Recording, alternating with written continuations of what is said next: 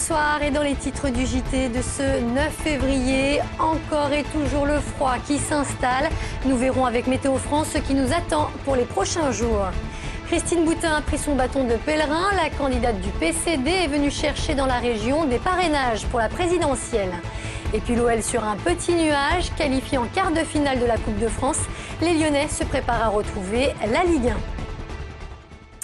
Mais avant de débuter ce journal, une information concernant un nouveau feu d'appartement survenu aujourd'hui à Lyon. L'incendie s'est déclaré pour une raison encore indéterminée au 7e étage de cet immeuble situé au 277 avenue Berthelot dans le 8e. Un homme a été intoxiqué. Il s'agit d'une personne âgée occupant l'appartement. Une dizaine d'autres a été évacuée. Une enquête a été ouverte. Moins 11 degrés encore aujourd'hui, moins 7 attendus demain. Les températures restent glaciales. Après un début d'hiver anormalement doux, ce mois de février apparaît au contraire comme particulièrement froid. Alors à quoi doit-on s'attendre pour les prochaines semaines? Emmanuel Lebon s'est renseigné auprès de Météo France. Je reste de glace dans un paysage comme ça. Oui, un peu parce que c'est magnifique. La fontaine Bartholdi prise dans la glace, l'image fait la joie des photographes amateurs, place des terreaux. Et le cliché devrait rester dans les annales, puisqu'aujourd'hui, on a battu un record de froid à Lyon. On a battu un record concernant les minimales. Effectivement, ce matin, on a eu moins 11 degrés à Lyon et c'était pas arrivé pour un 9 février, c'était pas arrivé depuis 1922.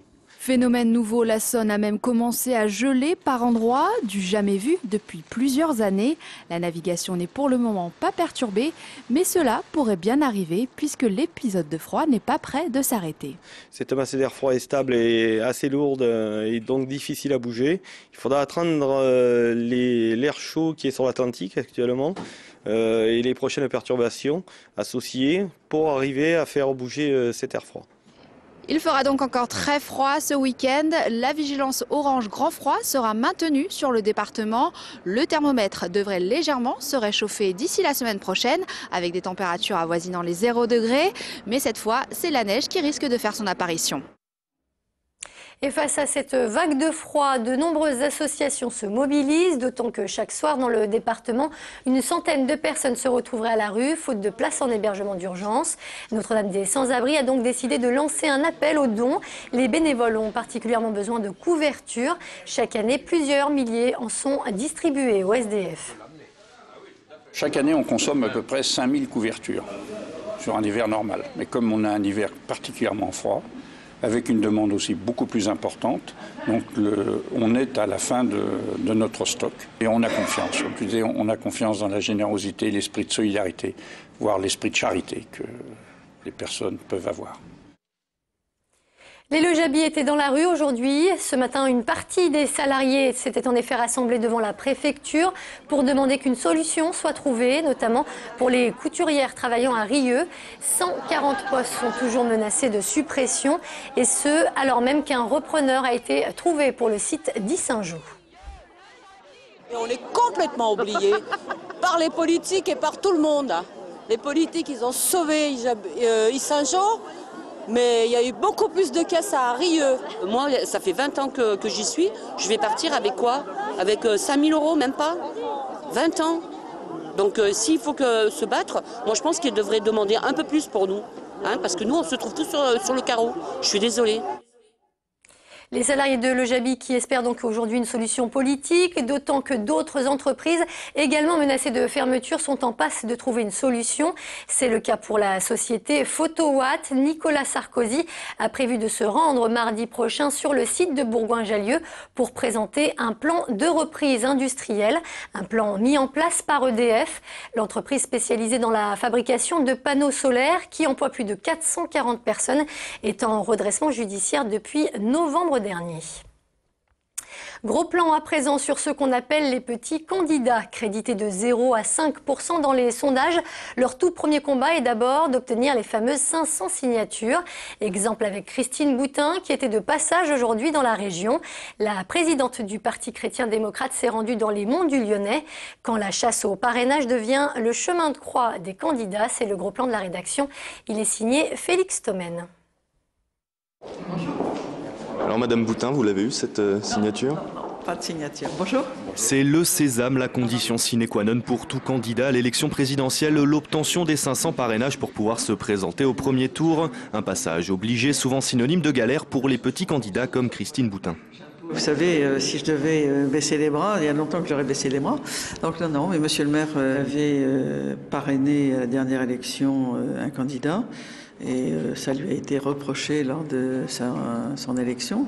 Paradoxe de la vie politique, ce sont dans les petites communes que ces candidats viennent chercher leur signature, des petites communes dans lesquelles les maires sont souvent sans étiquette et donc réticents à parrainer quelqu'un en particulier. Dès lors qu'un maire signera pour un candidat, on peut considérer qu'il le soutient politiquement.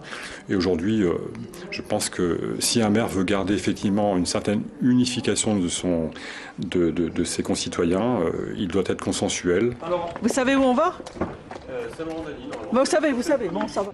Comme Christine Boutin, ils sont nombreux à battre la campagne, allant de désillusion en bonne surprise. Vous êtes formidable.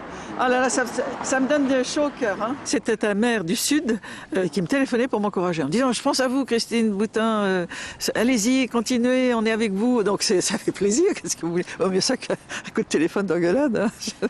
Et ça veut dire qu'il vous donne son parrainage? Il me l'a donné lui. Oh bah écoutez, très bien monsieur le maire, très bien. Vous pouvez nous le dire, est-ce que vous allez donner votre signature à Christine Boutin?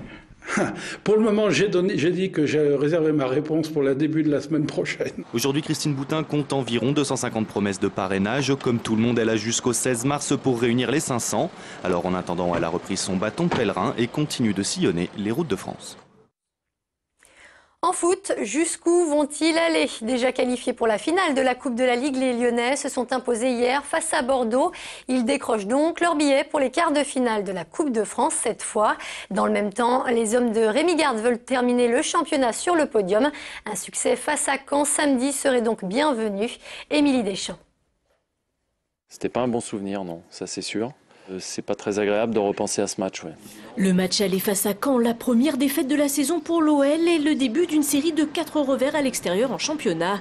Une source de motivation supplémentaire donc pour le match retour de samedi qui a priori n'est pas le plus enthousiasmant de la semaine puisque placé entre 2 matchs de coupe et 3 jours avant une rencontre de Ligue des Champions. Un match de Ligue des Champions, c'est un match prestigieux, tout le monde veut le jouer. Maintenant, c'est un match à 3 points face à Caen, donc il faudra le jouer très sérieusement. Et... C'est sûr qu'au niveau de la motivation, elle sera plus facile à trouver mardi que samedi. Mais encore une fois, je compte sur la responsabilité de mon groupe pour aller chercher ces 3 points dont on a vraiment besoin avant d'aller à Bordeaux et avant de recevoir Paris. L'OL qui s'est qualifié hier pour les quarts de finale de la Coupe de France est toujours engagé dans les 4 compétitions possibles. Autant de chances donc encore de remporter un premier trophée depuis 2008.